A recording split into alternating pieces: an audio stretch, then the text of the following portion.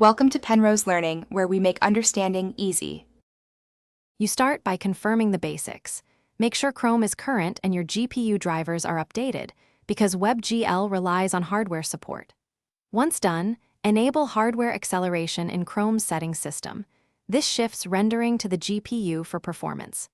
Next, open Chrome//GPU to inspect Webgl status and note any disabled features. These first checks get you into a state where the browser can actually run Webgl content. If any item fails, pause and resolve it before proceeding. You'll now enable and validate Webgl. First, visit Chrome//flags to selectively enable Webgl2 or angle backends only if Webgl is blocked by defaults.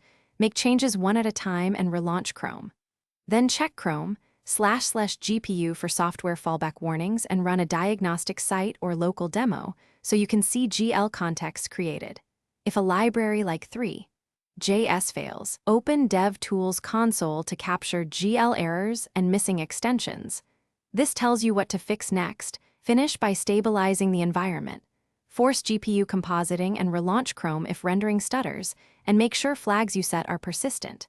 If rendering still fails, disable extensions that inject scripts or create security policies, or test in a new Chrome profile to isolate the problem. One key troubleshooting tip. If Webgl won't initialize, gather Chrome//GPU details and graphics driver logs. Then compare reported disabled features to known driver bugs. That diagnostic data usually reveals whether it's a browser setting, extension conflict, or... Thanks for watching. If this was helpful, leave a like and consider subscribing. See you next time.